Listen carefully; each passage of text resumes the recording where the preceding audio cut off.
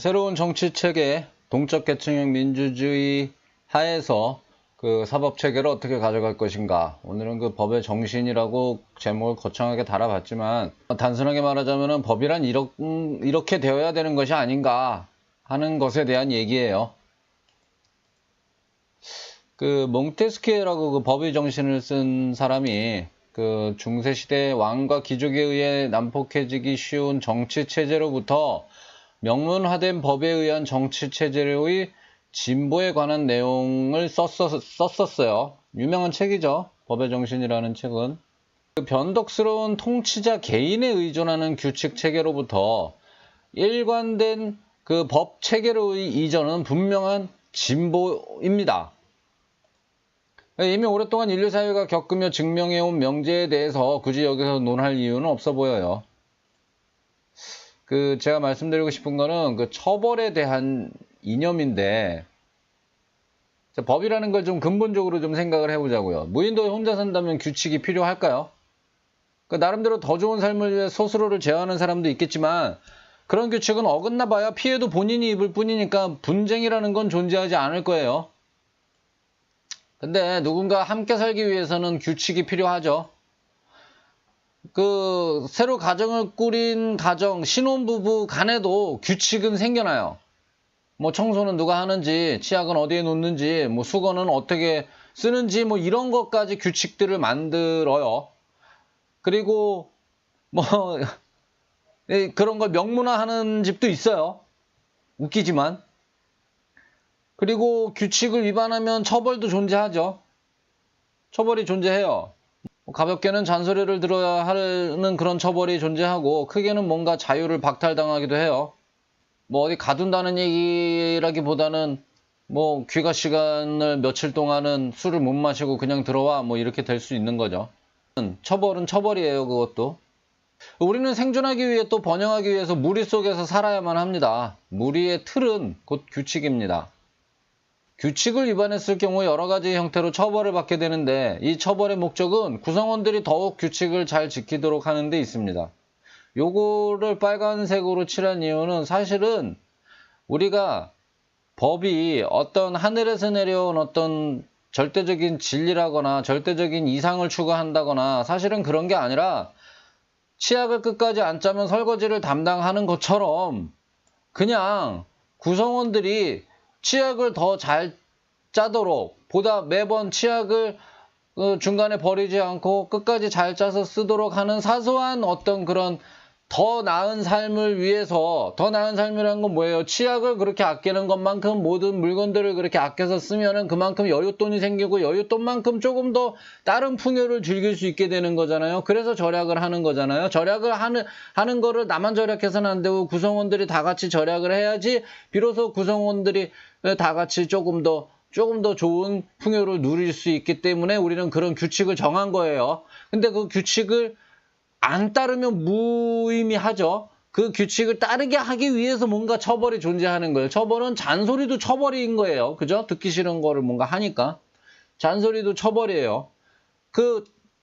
처벌의 목적은 구성원들이 더욱 규칙을 잘 지키도록 하는 데 있다.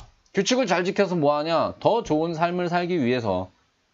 처벌로 인해 위반자는 반성하게 되어 앞으로 위반하지 않을 것이라 기대하는 것이고, 처벌을 본 다른 사람들은 겁을 먹고 위반하지 않을 것이라 기대하는 것일 거예요. 적당한 처벌이 없으면 규칙은 쉽게 무력화되고, 무력화된 규칙은 없는 것과 같죠. 규칙이 없는 집단은 해체되고, 규칙은 어떤 집단을 규정하는 틀이에요. 규칙이 없다면 집단은 해체됩니다. 홀로 된 구성원은 생존의 위협을 받습니다. 그래서 모든 규칙은 처벌과 함께 만들어지게 돼 있고, 처벌이 일관되고 강할수록 규칙은 잘 지켜지기 마련입니다. 하지만 법을 만드는 것도 사람인지라 그 합리성을 완전히 신뢰할 수 없고, 의도치 않은 사소한 실수로도 위반은 이루어질 수 있기 때문에 마냥 강력한 처벌을 두둔할 수만은 없게 되어 있죠. 우리가 빨간불에 건넜다고 사람을 사형시켜버릴 수는 없잖아요. 그리고 법 자체가 잘못 만들어진 경우도 많이 있단 말이에요. 지킬래야 지킬 수가 없는 법. 유지를 하면 모두가 불행해지는 그런 법 있어요. 법을 만드는 것들이 워낙에 쓰레기들이라 그런 법들 많아요. 근데 그런 거를 만들어 놓고 안 지키면 다 죽여 뭐 이렇게 하면은 불행해지겠죠, 모두가. 그래서 마냥 강력한 처벌을 두둔할 수만은 없는 거예요. 내가 그 대상이 될 수도 있기 때문이기도 해요. 그 법을 만드는 주체에 대한 신뢰가 없으면 나의 자유를 억압하는 법의 마음으로부터 수긍할 수가 없죠.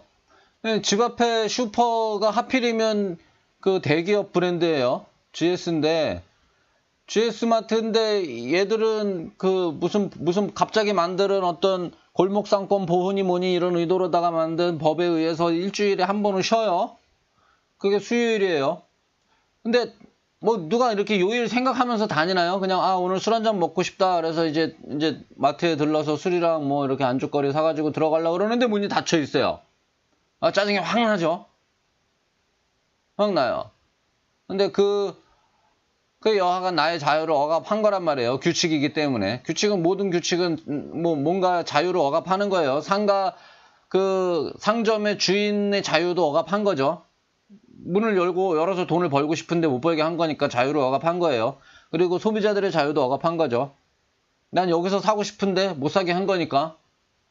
근데 그런 법을 만든 주체가 뭐 굉장히 여하간에 내가 신뢰를 주는 내지는 존경하는 집단에 의해서 형성된 규칙이라면 그래도 따라갈 텐데 이거 뭐 쓰레기 같은 놈들이 만든 법이란 말이에요.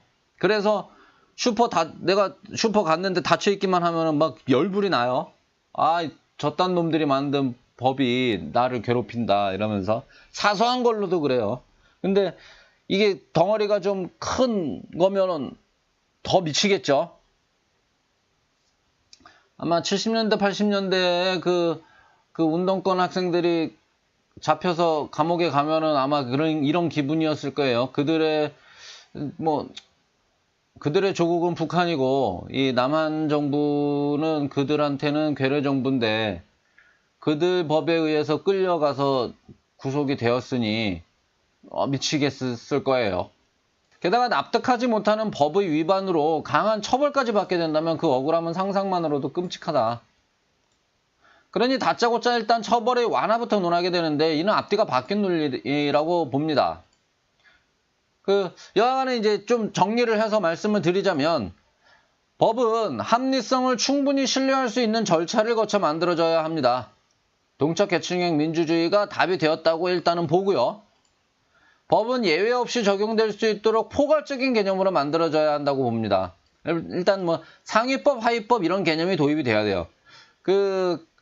예를 들어서 어떤 법체계는 칼로 사람을 죽이면 안 된다라는 법을 만드는 게 아니라 사람을 죽이면 안 된다라는 법을 만들어야 되는 거예요.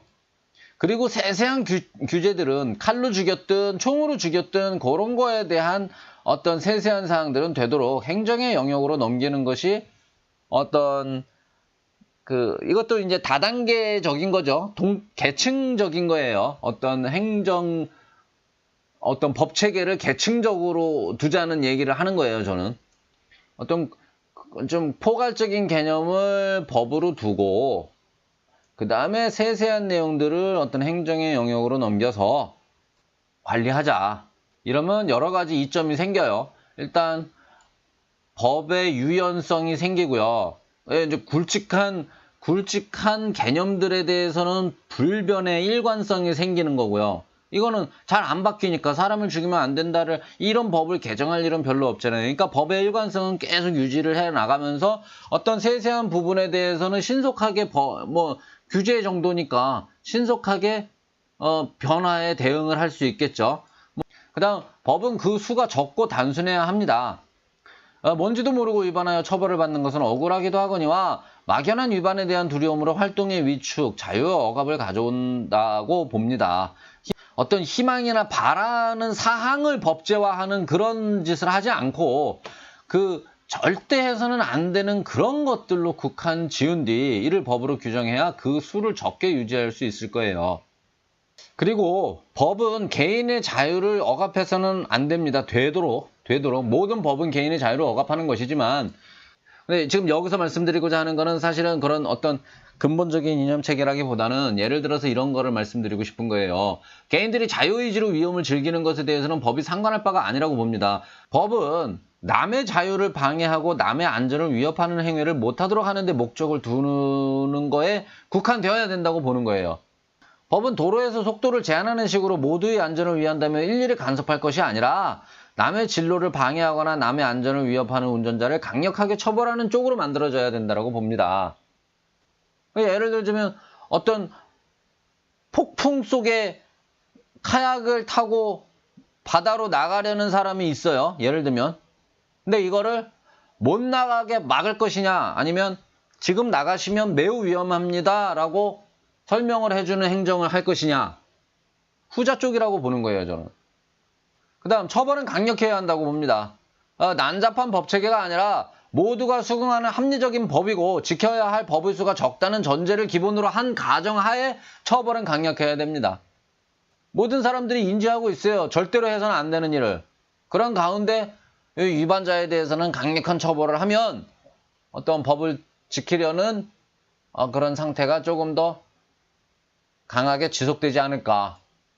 그것은 곧 질서를 의미하고 질서는 이 구성원들이 보다 안전하게 편안하게 살 수 있는 것을 의미하겠죠.